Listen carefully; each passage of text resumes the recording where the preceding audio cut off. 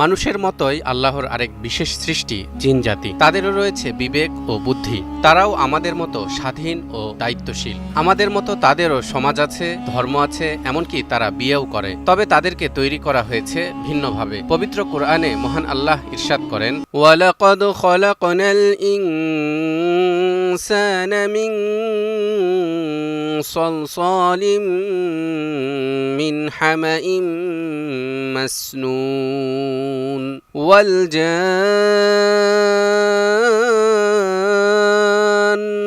خلقناه من قبل من نار السموم। আর অবশ্যই আমি মানুষকে সৃষ্টি করেছি শুকনো ঠনঠনে কাদামাটি থেকে। এর পূর্বে আমি জিনকে প্রজ্বলিত অগ্নিশিখা থেকে সৃষ্টি করেছি। কিন্তু প্রশ্ন হলো, আল্লাহর এই বিশেষ সৃষ্টিকে আমরা দেখতে পাই না কেন? কোরআন হাদিস এ ব্যাপারে কি বলে? আর বিজ্ঞানী বা কি বলে এই অদৃশ্য জাতি সম্পর্কে? সত্যিই কি জিনদেরকে দেখতে না পাওয়ার বিজ্ঞানসম্মত কোনো ব্যাখ্যা আছে? দর্শক, আজকের ভিডিওতে জানবো জিনদের রহস্যময় জগৎ সম্পর্কে এমন কিছু তথ্য যা হয়তো আপনাকে অবাক করে দেবে। ভিডিওর শেষ পর্যন্ত আমাদের সঙ্গেই থাকুন। আমরা অনেক সময় এমন কিছু লোককে দেখি যারা অস্বাভাবিক আচরণ করে। কখনো কখনো এমনও দেখা যায় অস্বাভাবিক আচরণ করা লোকের সাথে কয়েকজন সুস্থ স্বাভাবিক লোক মিলেও দৈহিক শক্তিতে কুলিয়ে উঠতে পারেন না। লোকজন বলাবলি করে তাকে জিনে ধরেছে, অর্থাৎ জিন তার উপর আসর করেছে। এই যে জিনেরা মানুষের উপর আসর বা প্রভাব বিস্তার করে, এ থেকে স্পষ্ট বোঝা যায় তারা আমাদেরকে ঠিকই দেখতে পায়, কিন্তু আমরা তাদেরকে দেখতে পাই না। একথাও আল্লাহ কোরআনের আরেক স্থানে জানিয়ে দিয়েছেন, ইন্নাহু ইয়ারাকুম হুয়া ওয়া কাবিলুহু মিন হাইসু লা তারাউনাহুম। নিশ্চয় সে শয়তান বা জিন ও তার দলবল তোমাদের এমন এক স্থান থেকে দেখে যেখান থেকে তোমরা তাদেরকে দেখতে পাও না।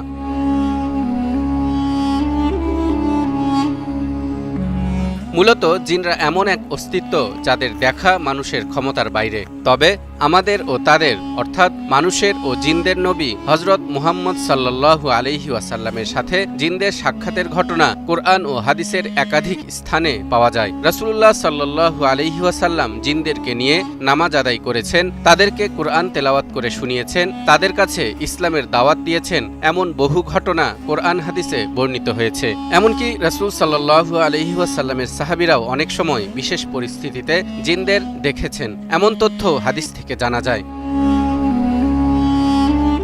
তবে স্বাভাবিক অবস্থায় মানুষ তাদেরকে দেখতে পারে না, কারণ মানুষের চোখের দৃষ্টিসীমা খুবই সীমিত। বিজ্ঞান বলছে আমাদের চোখ একটি নির্দিষ্ট পরিসরের আলো দেখতে সক্ষম, যাকে বলা হয় ভিজিবল স্পেকট্রাম। অর্থাৎ আমরা দেখতে পাই কেবল 400 থেকে 700 ন্যানোমিটারের মধ্যকার তরঙ্গ দৈর্ঘ্যের আলো। 400 ন্যানোমিটারের নিচের তরঙ্গ দৈর্ঘ্য যেমন আলট্রাভায়োলেট এবং 700 ন্যানোমিটারের উপরের তরঙ্গ দৈর্ঘ্য যেমন ইনফ্রারেডের আলো আমরা খালি চোখে দেখতে পাই না।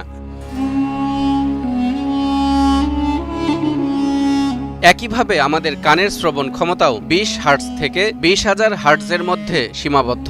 20 হার্টজের নিচের শব্দকে বলা হয় ইনফ্রাসাউন্ড, আর 20,000 হার্টজের উপরের শব্দকে বলা হয় আল্ট্রাসাউন্ড।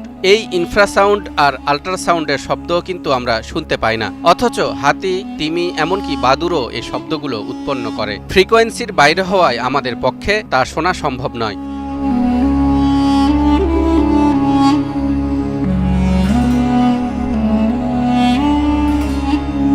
কাজেই বিজ্ঞানের দেয়া এই তথ্য অনুসারে আমাদের এই সীমিত ইন্দ্রিয় দিয়ে অনেক কিছুই দেখা বা শোনা সম্ভব নয়, কারণ পৃথিবীতে এমন অনেক বস্তুর উপস্থিতি আছে যাদেরকে আমরা খালি চোখে দেখতে পাই না, বা শব্দের মাধ্যমে যাদের উপস্থিতি আমরা টের পাই না। যেমন ডার্ক ম্যাটার এবং ডার্ক এনার্জি। ডার্ক ম্যাটার হলো এমন এক অদৃশ্য ভর যা মহাকাশে গতি ও আকর্ষণ নিয়ন্ত্রণ করে, আর ডার্ক এনার্জি হলো এমন এক রহস্যময় শক্তি যা পুরো মহাবিশ্বকে দ্রুত সম্প্রসারণ করতে সাহায্য করছে। আর আশ্চর্যের বিষয় হলো এই মহাবিশ্বের মাত্র 5% বস্তু আমাদের চোখে দৃশ্যমান, বাকি 95% জুড়ে এই ডার্ক ম্যাটার ও ডার্ক এনার্জির উপস্থিতি বিদ্যমান, যাদেরকে আমরা কিছুতেই দেখতে পাই না।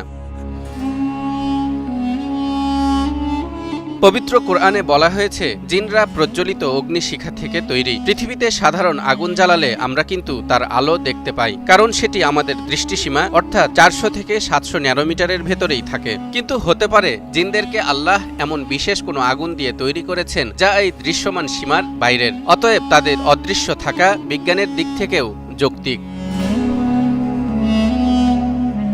জিনদের অস্তিত্বে বিশ্বাস করা ঈমানের অংশ, কারণ তাদের বিষয়টি ইসলাম ধর্মে অকাট্যভাবে প্রমাণিত। তারা আমাদের মতোই এক সৃষ্টি যারা অদৃশ্য জগতে বসবাস করে। কোরআন, হাদিস এবং বিজ্ঞান সব দিক থেকে আমরা জানতে পারি আমাদের জগতের বাইরে আরও কিছু জগৎ আছে, যেগুলোতে শুধু জিন নয় বরং নাম না জানা আরও নানা সৃষ্টিজীব থাকতে পারে। তাই জিনের অস্তিত্ব নিয়ে আর নয় কোনো সংশয়, দিনের পথে চললে কেটে যাবে ভয়। তালহা ইবনে রেজা, নিউজ 24।